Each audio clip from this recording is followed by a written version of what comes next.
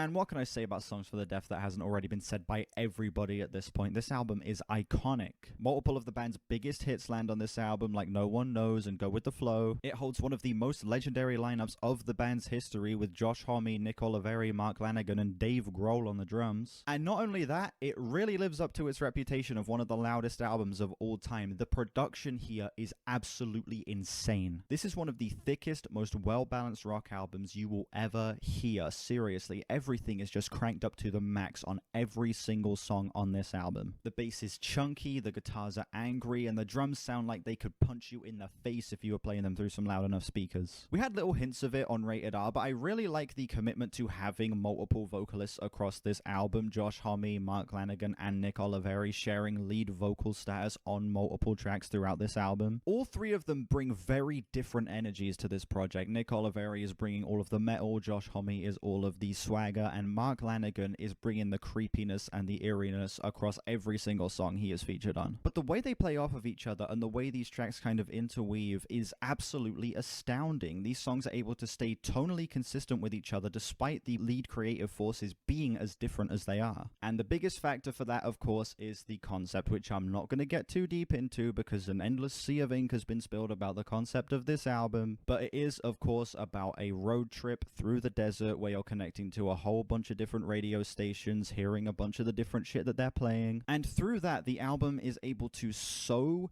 carefully and so gracefully toe the line between satire, parody, and genuine, serious, emotional, and at points gut-wrenching cuts. Multiple comedically sinister and sarcastic tracks like You Think I Ain't Worth a Dollar, Six Shooter, and Song for the Dead land on the first half of the album. Meanwhile, the back half brings us into more eerie, serious territory with songs like Gonna Leave You, Do It Again, Another Love Song, and even the title track, Song for the Deaf, as well. I also think this is an album that is very easily accessible, and one of the very few albums that I think anyone can get enjoyment out of, because it goes through so many different styles of rock. We're talking stoner rock, we're talking hard rock, we're talking metal, we're talking folk rock, and various shades of alt rock throughout the back half of the album as well. It really is able to combine so many different flavors and bounce between them so seamlessly that I really can't see how anyone wouldn't be able to enjoy at least 2 or 3 songs off of this thing.